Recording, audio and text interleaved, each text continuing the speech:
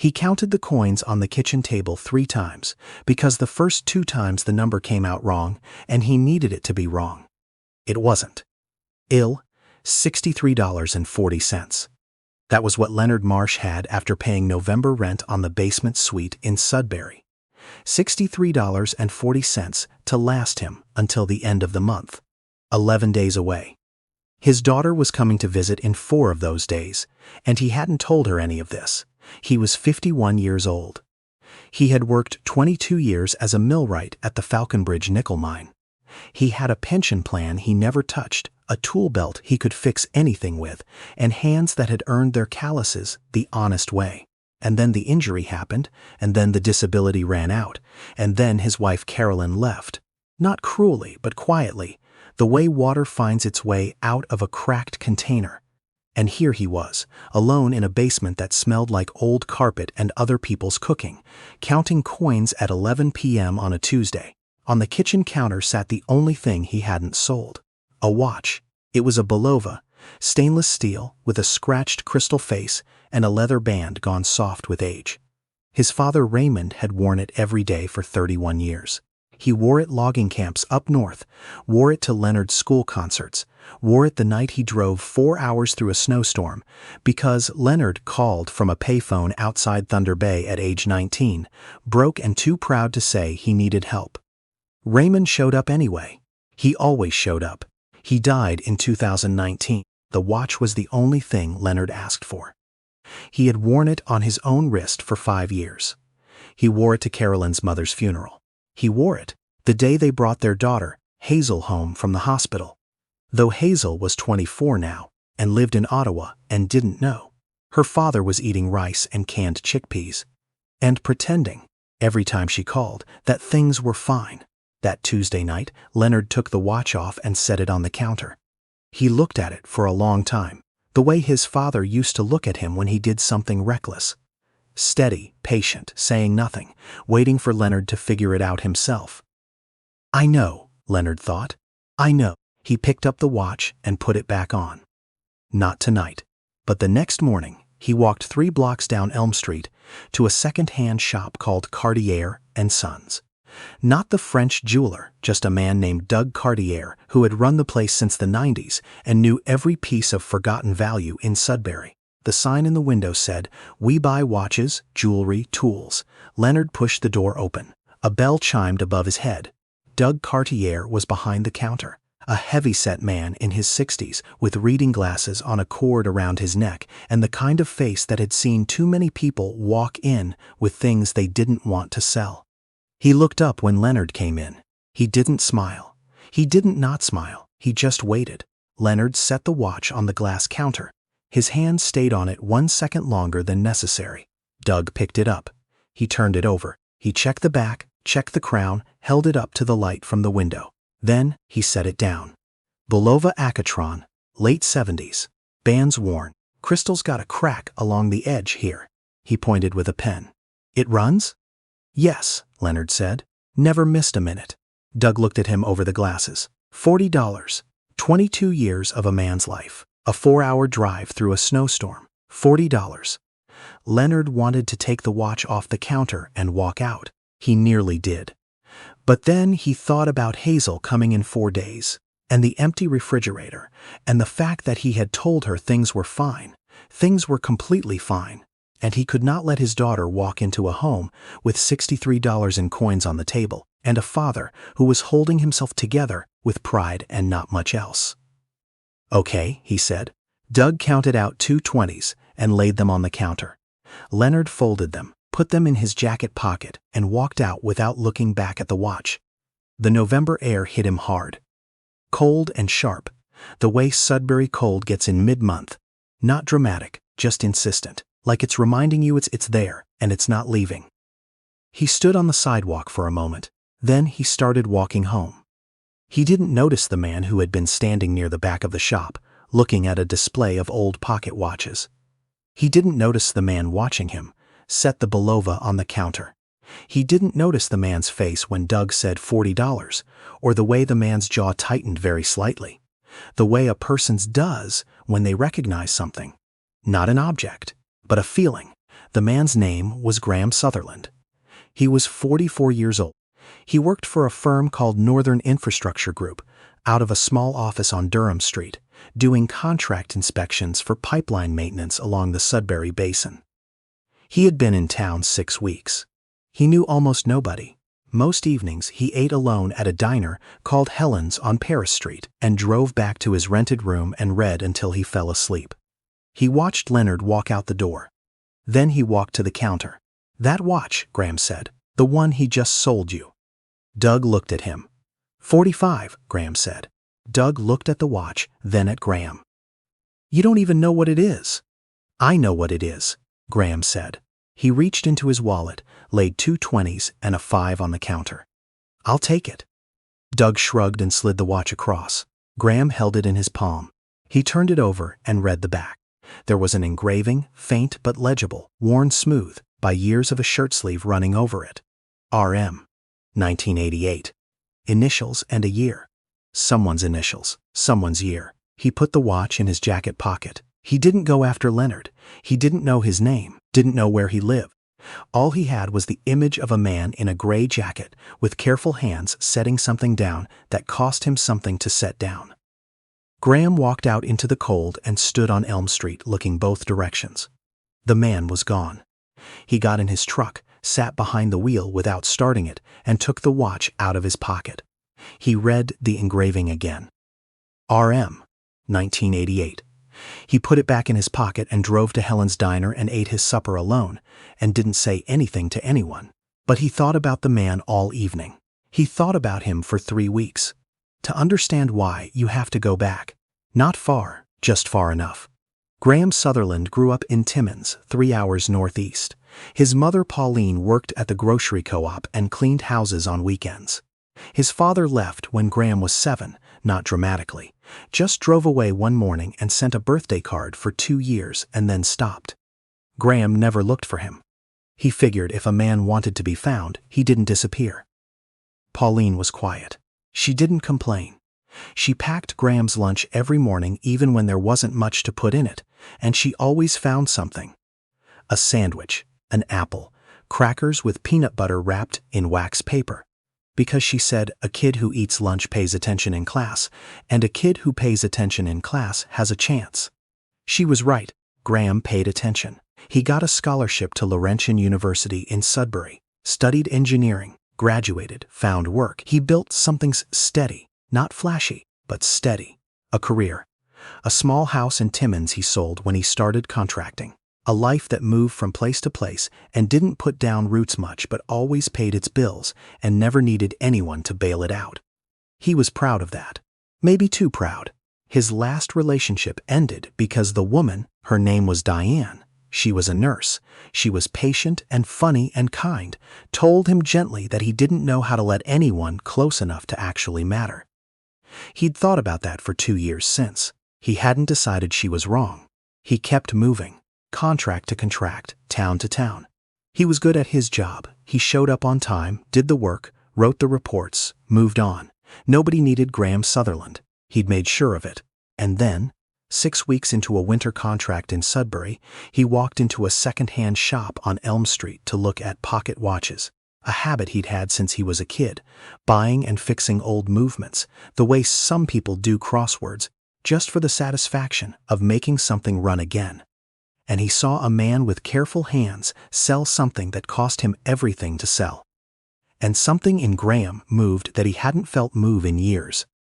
He didn't know what to do with that, so he carried the watch in his pocket and kept working and kept eating at Helen's and tried not to think about it. He went back to Cartier & Sons twice over the following weeks and asked Doug if the man had come back in. Doug said he didn't track customers. Graham drove slowly down Elm Street a few times without knowing what he was looking for. A man in a gray jacket.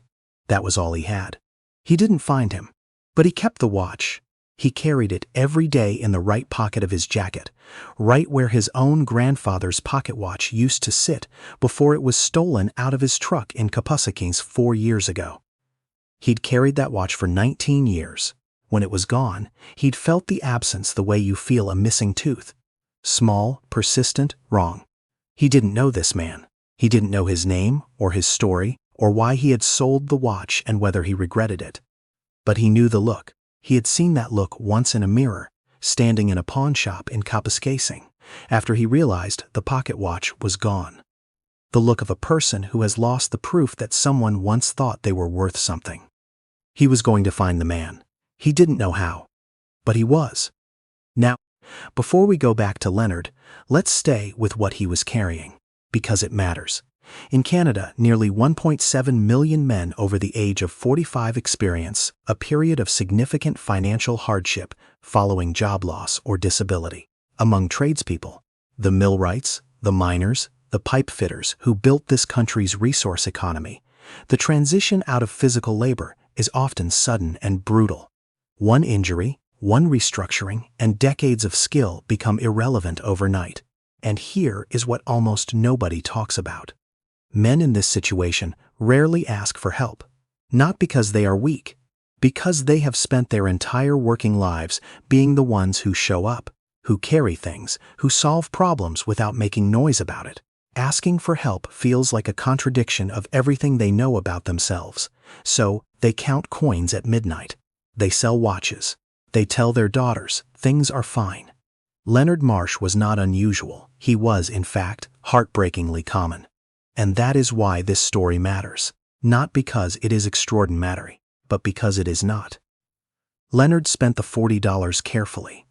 Groceries, real ones, not the stripped-down version he'd been managing. He bought a roast chicken from the deli counter because Hazel liked roast chicken. He bought a bag of potatoes, a head of broccoli, cream for coffee. He bought a small bunch of flowers from the bucket by the checkout, because Hazel had her mother's habit of noticing if a place had flowers or didn't. He cleaned the basement suite from top to bottom. He borrowed a space heater from his upstairs neighbor to take the edge off the cold in the living room. He put clean sheets on the pull-out couch in the second room that served as both storage and guest space. And he stacked the cardboard boxes neatly along one wall so it looked less like a place a person was temporarily surviving and more like a place a person had chosen.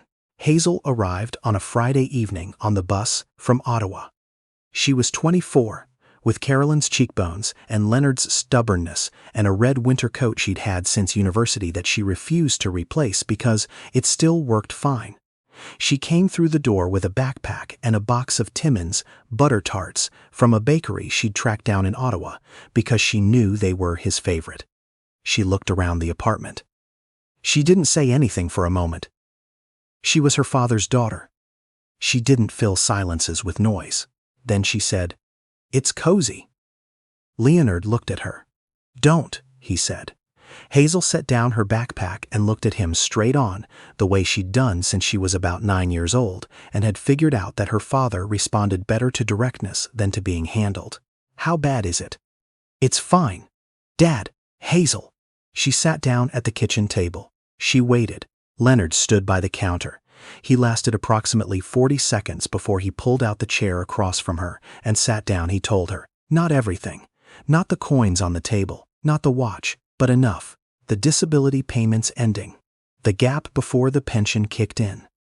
The jobs he'd applied for that required certifications he didn't have anymore, or younger backs than his. The way the months had stacked up into something he didn't know how to climb out of." Hazel listened. She didn't interrupt. She didn't offer pity because she knew him well enough to know pity would make him stop talking. When he finished, she was quiet for a moment. Then she said, "Why didn't you tell me?" Leonard looked at the table. "Because you have your own life. Because I'm your father." "You're my father," Hazel said. "That's exactly why you tell me." He didn't have an answer for that. They ate the roast chicken. They drank tea. Hazel stayed the whole weekend, and on Sunday morning, before she got on the bus back to Ottawa, she sat down at the table again with her phone and started making calls. Not to solve everything. She was a junior policy analyst. Not a millionaire, but to find the doors. Employment assistance for tradespeople transitioning out of physical work. The Ontario Disability Support Program Bridge he hadn't known he qualified for. A retraining program at Cambrian College for industrial inspection work. Sitting work, desk work, The kind that used everything he knew about systems and machinery without requiring him to crawl into confined spaces anymore. "I didn't know any of this existed," Leonard said. "Nobody tells you," Hazel said. "You have to know to look." She left on the Sunday afternoon bus. Leonard stood at the stop and watched it pull away, and then he stood on the sidewalk in the cold for a long time after, not because he didn't want to go home, but because something had shifted, and he needed a moment to feel the difference. He walked home. He sat down at the kitchen table. He looked at the empty space on his left wrist where the watch used to be. He didn't know that in 11 days, a man he had never met would walk into the same coffee shop, where Leonard had started going every Tuesday morning to use the free Wi-Fi to fill out job applications. A place on Notre Dame Avenue called Birch and Grounds, with mismatched chairs and a bulletin board covered in community notices, and sit down at the table next to his. It was a Tuesday morning in early December. The light outside was the flat white of a cloudy Sudbury winter, the kind of light that makes everything look like it's waiting for something. Birch and Grounds was half full. A young woman at the counter was making someone a complicated order. A man near the window was having an argument on his phone. In a low, contained voice, Leonard had his laptop open and was filling out his third application of the morning. The door opened. Graham Sutherland walked in, ordered a black coffee, and looked around for a seat. Most of the tables had someone at them. He sat down at the one next to Leonard's. He pulled out his own laptop, opened it, started writing a site report. They sat silent for 20 minutes. Then Leonard's laptop made a sound, a low, grinding sound that meant the fan was dying, which he'd known for a week but hadn't been able to do anything about, and the screen flickered and went dark. Leonard sat very still. He closed his eyes. He pressed his hands flat on the table. "Battery or fan?" Graham said. Leonard opened his eyes and looked at the man next to him. "Fan," Leonard said. "I think." Graham pushed his chair back slightly. "Can I take a look?" Leonard hesitated. Pride was his first instinct, the way it always was. But the application he'd been halfway through was gone, and there were more applications after that, and the fan had been making that sound for a week, and he was tired, genuinely bone-tired, of doing everything alone. "Sure," he said, "if you don't mind." Graham turned the laptop over. He looked at the vents. He pulled a small flathead screwdriver from his jacket pocket, a habit from years of carrying tools, the same way Leonard used to, and pried the back panel loose with the ease of someone who understood machines. He looked at the fan. He blew a breath through the vent. Dust came out in a small cloud. "Just clogged," Graham said. He put the panel back, pressed it into place, handed the laptop over. "Should be fine now.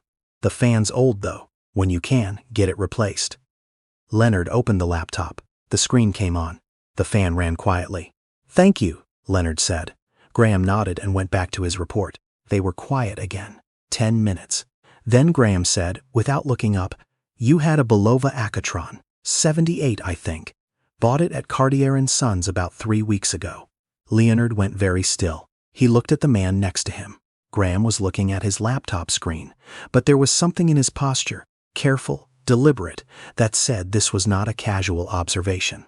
"I bought that watch," Graham said, "off Doug Cartier, the day you brought it in." He paused. "I've been carrying it ever since." Silence. Leonard said nothing. Graham reached into his jacket pocket. He set the watch on the table between them, gently, carefully, the way Leonard had set it on the counter at Cartier & Sons. The scratched crystal, the worn leather band stays case with its small imperfections. RM, 1988. Leonard looked at the watch. His throat tightened. He looked up at Graham. "Why?" Graham was quiet for a moment. He looked at his coffee cup. Then he looked at Leonard. "My mother worked 2 jobs my whole childhood," he said. "She never complained. She never let me see it get to her. And I never told her, before she died, that I always knew, what it cost her." He paused. "I saw you in that shop and I thought, that man is not someone who does things easily." That wasn't easy for him. He pushed the watch slightly across the table. "It's not mine," Graham said. "I didn't know whose it was, but now I do. So." Leonard picked up the watch. His hands were not quite steady. He turned it over and read the back. RM, 1988. Raymond Marsh, his father. 31 years of a working man's life on one wrist. He set the watch on the table and pressed his palm flat over it, the way a person covers something they're afraid might disappear. He didn't cry. He was not a man who cried easily. But something in his face shifted, opened, the way a room opens when someone finally raises the blind. He sat like that for a moment. Then he said, "How much do I owe you?" "Nothing," Graham said. "I can't. You don't owe me anything." Graham said it simply, like a fact. "I'm not doing this so you owe me something." Leonard looked at him for a long time. Then he picked up the watch and put it on his wrist. The leather band settled into the groove it had worn in his skin over 5 years, the faint pale mark that had been there since he took it off. It fit the same way it always had, the same weight, the same familiar pull. He breathed out slowly. "My name is Leonard," he said. "Graham."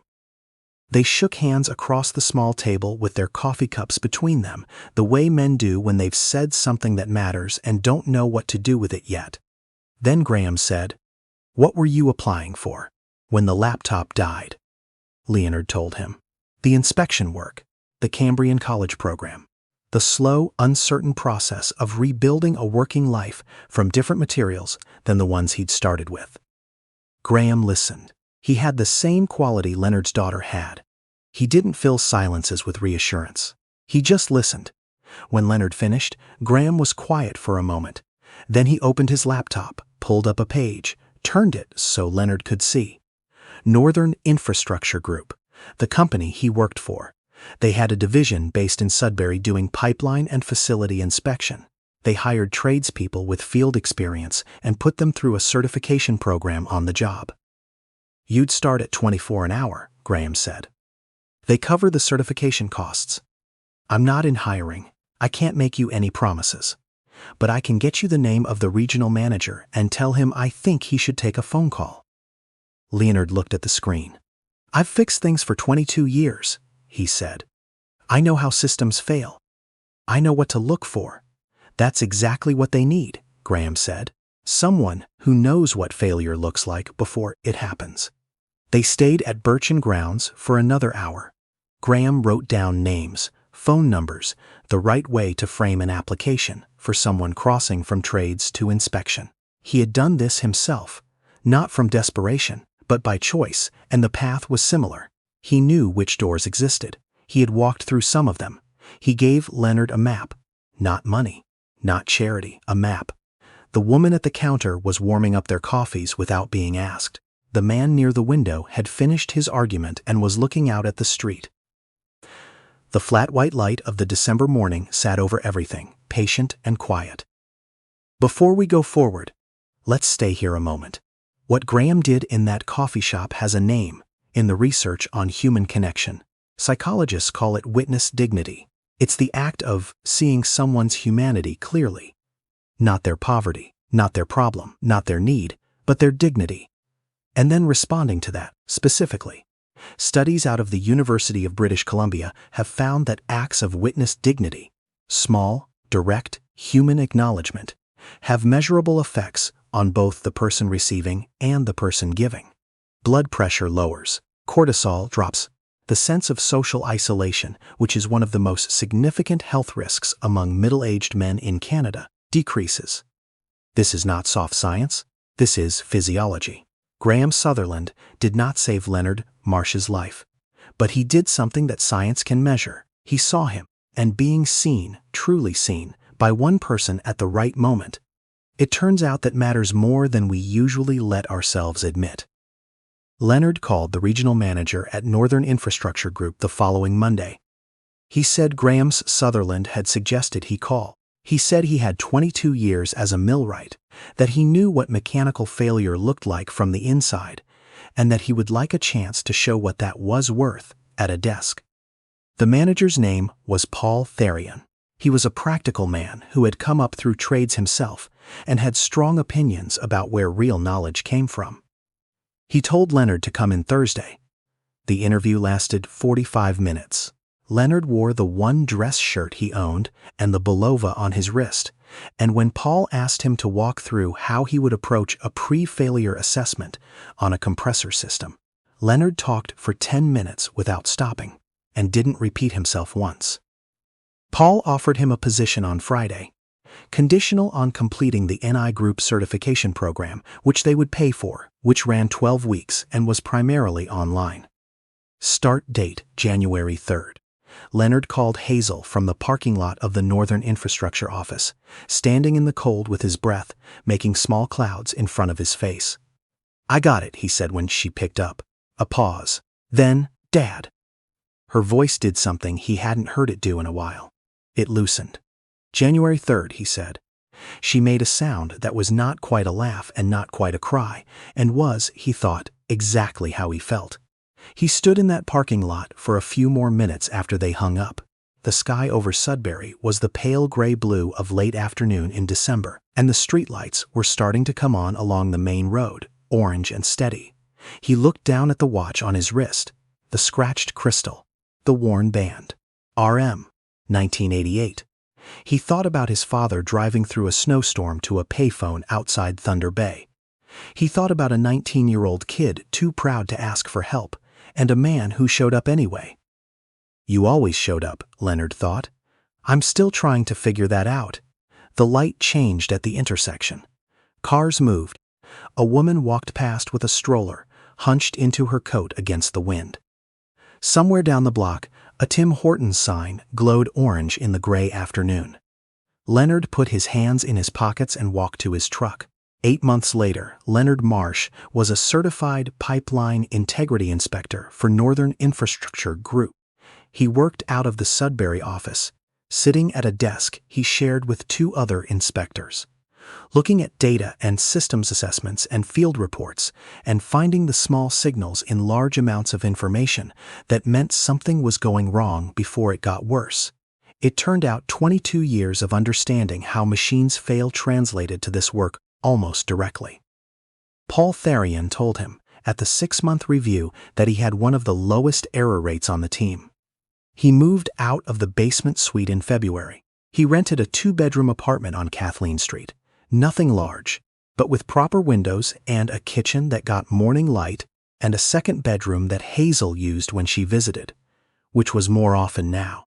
He had told her the truth, and she had stopped bracing for what he wasn't saying, and that had made more room between them for the things that were actually there. He still went to Birch and Grounds on Tuesday mornings. Not for the Wi-Fi. He had his own internet now. But because he liked the mismatched chairs and the bulletin board, and the way the woman at the counter remembered what he ordered without being asked. Graham's contract in Sudbury had ended in February, and he'd moved on to a project in Timmins and then one outside of Sault Ste. Marie. They texted occasionally. Not often, neither of them were talkers, but enough. Graham had sent a message in March that said simply, "Heard from Paul T. Good." Leonard had replied, "Thanks." They both understood that was the whole conversation.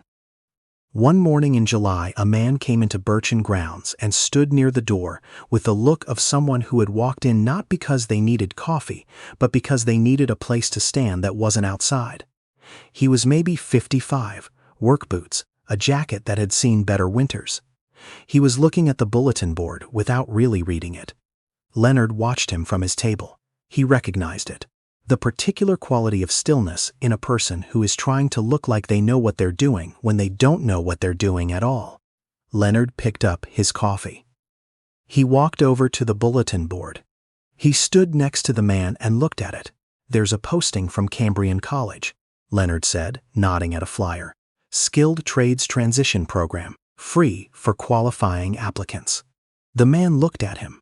"I went through something similar last year," Leonard said. "If you want, I can tell you how it works." The man was quiet for a moment, the kind of quiet that is not unfriendly, just careful. Then he said, "Yeah, okay." Leonard got them both a coffee. The man tried to pay. Leonard waved it off, and they sat down at a table by the window where the July light came through in long warm strips across the floor, and Leonard told him everything he knew, the programs, the names. The right way to frame an application for a man whose hands had done the work and whose resume had a gap in it that wasn't his fault. He gave him a map, because someone had once given him one. because Graham Sutherland had carried a watch for 3 weeks and walked into a coffee shop and sat down at the right table, at the right moment and chosen, without any particular reason except that it mattered, to see a man who needed to be seen.